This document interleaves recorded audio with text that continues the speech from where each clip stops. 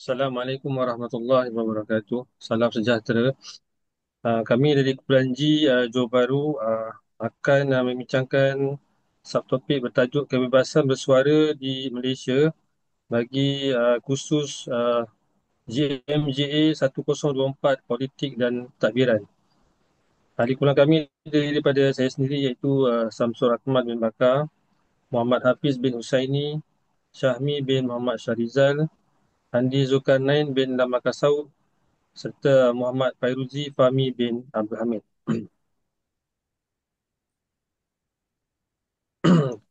Kebebasan bersuara merupakan salah satu tonggak utama dalam sesebuah negara demokrasi moden.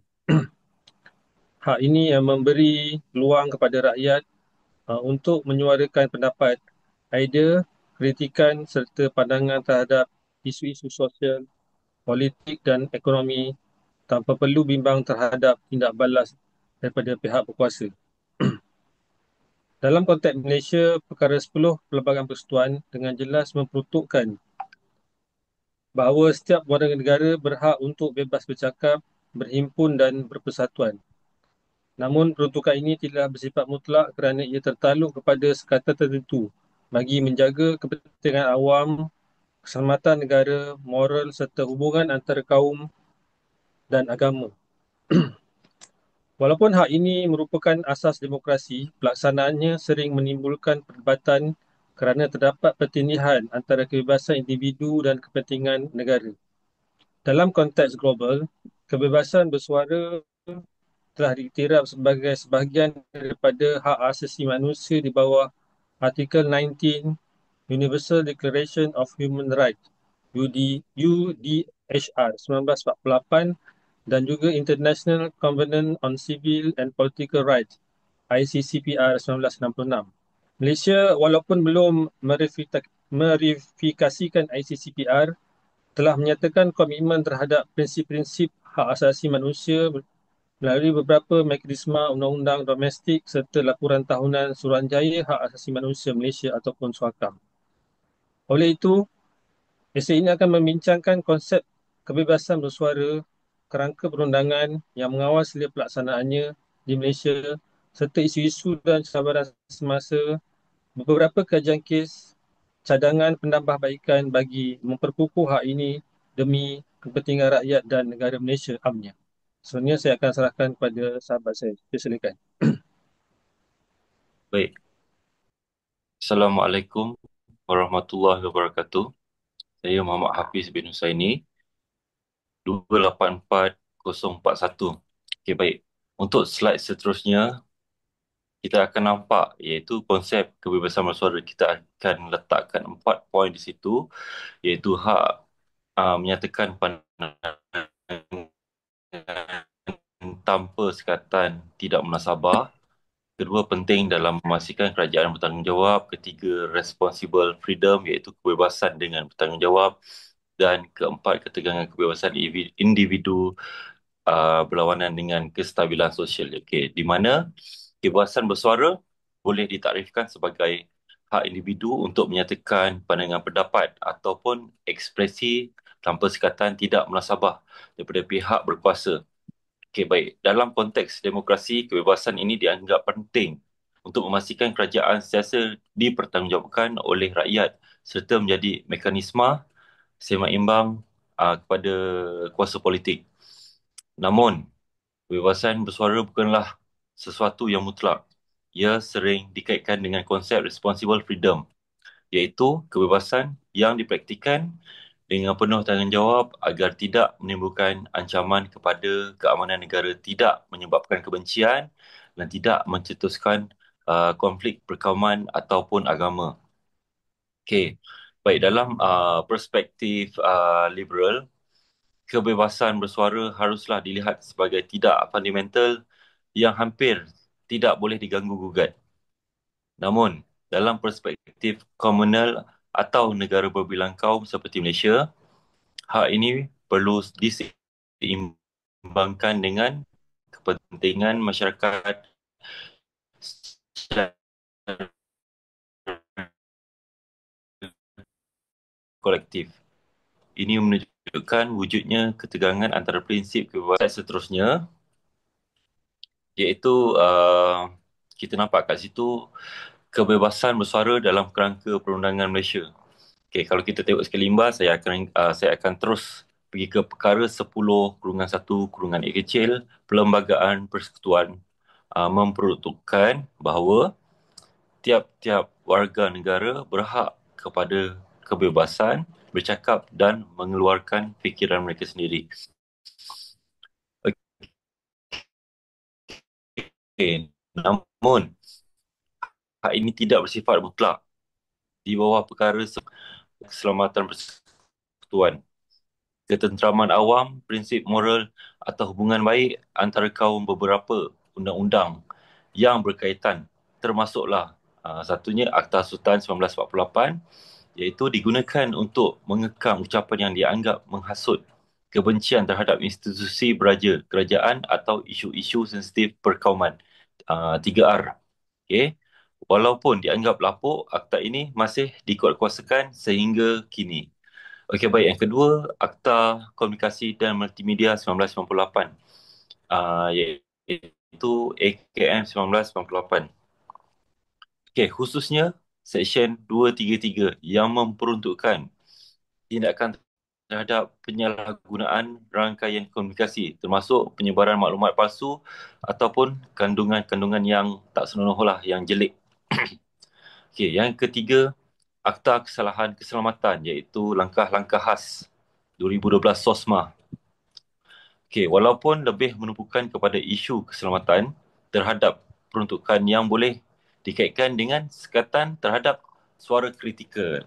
Okey, dan yang keempat, Akta Mesin Cetak dan Penerbitan 1984 memberikan kuasa kepada kerajaan untuk mengawal penerbitan media cetak termasuk melalui sistem lesen tahunan. Okey, baik. Dari sudut praktikal, undang-undang ini memberi kerajaan kuasa luas untuk mengawal aliran maklumat dan pendapat di ruang awam. Kritikan utama ialah undang-undang ini sering digunakan secara selektif terhadap pihak yang berbeza terhadap dengan pemerintahan. Okey, baik. Terima kasih. Saya serahkan slide seterusnya kepada sahabat. Assalamualaikum. Okay, Assalamualaikum warahmatullahi taala wabarakatuh. Seterusnya kita ke isu-isu kebebasan bersuara di Malaysia. Walaupun wujud perlindungan perlembagaan pelaksanaan kebebasan bersuara, namun ia masih berdepan pelbagai cabaran. Salah satunya ialah penyandang.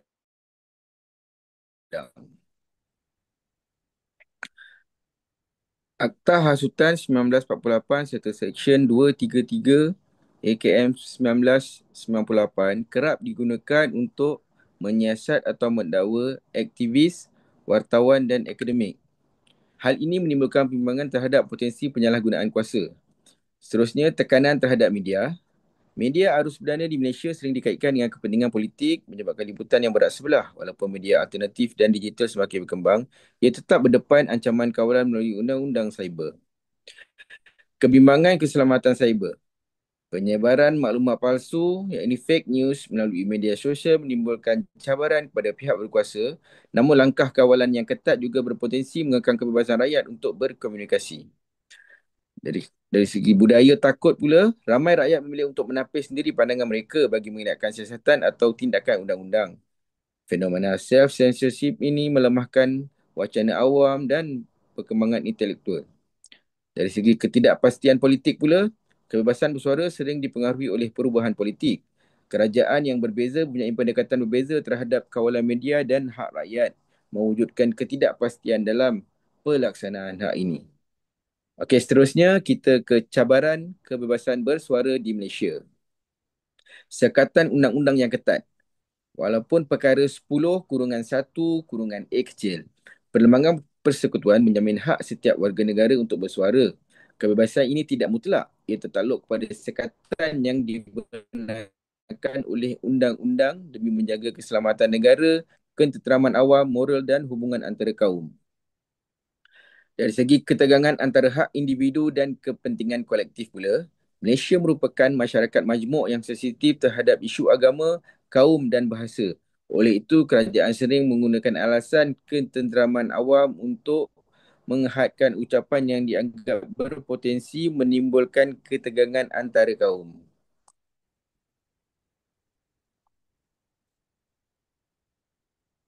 Tekanan politik dan pengawalan media pula. Walaupun terdapat media bebas dan media sosial yang lebih terbuka, media arus perdana masih tertakluk kepada kawalan ketat kerajaan. Cabaran kebebasan media menjadi ini semakin meluas bagi mengelakkan tindakan undang-undang. Dari segi ancaman terhadap pengguna media sosial pula, dengan perkembangan teknologi, media sosial menjadi platform utama untuk bersuara. Namun ia juga menjadi sasaran kaya biasa telah dipanggil polis kerana hantaran di Facebook, TikTok atau Twitter. Dari segi faktor sosial budaya dan agama, dalam konteks Malaysia, norma budaya timur yang menekankan kesopanan, hormat terhadap autoriti dan keharmonian sosial turut menjadi halangan kepada kebebasan bersuara yang terbuka. Okay, seterusnya saya serahkan kepada rakan saya. Terima kasih. Okay, terima kasih kepada sahabat saya. Seterusnya saya akan mentangkan tentang kajian kes berkaitan kebebasan bersuara. Okay, yang pertama iaitu yang terdapat lihat itu kes Prof. Dr. Azmi Sharum. Iaitu di mana pada tahun 2014 beliau didakwa di bawah Atta Sultan kerana kenyataannya mengenai krisis perlembagaan di Perak. Mahkamah Persekutuan kemudiannya mengekalkan kesahihan Atta Sultan. Kes ini menonjolkan dilema antara kebebasan akademik dengan kepentingan negara. Okay, yang kedua iaitu kes wartawan Malaysia Kini tahun 2021. Mahkamah Persekutuan menjatuhkan denda RM500,000 terhadap portal berita MyKini kerana komen pembaca yang didakwa menghina kehakiman. Kes ini menimbulkan persoalan tentang tanggungjawab media digital terhadap kandungan pengguna dan kebebasan akhbar. Yang ketiga iaitu kes Fahmi Reza. Aktivis seni ini terkenal dengan karya grafik satira politik. Pada tahun 2021, beliau disiasat di bawah Seksyen 233 AKM 1998 kerana memuat naik karya satira yang dikaitkan dengan Institut Diraja. Kes ini mencetuskan perdebatan mengenai sempadan antara ekspresi seni, kebebasan politik dan penghinaan. Yang keempat itu laporan Suhakam.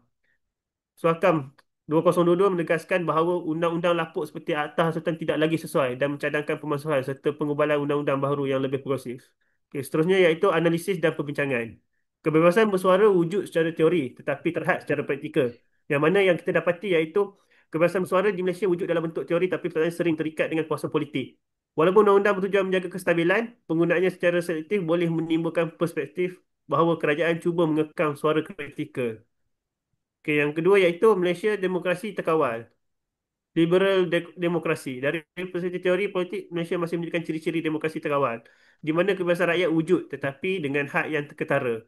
Hal ini berbeza dengan negara demokrasi matang yang menggalakkan wacana terbuka seperti United Kingdom dan Kanada, di mana kritikan terhadap kerajaan dianggap sebagai sebahagian daripada proses semak imbang.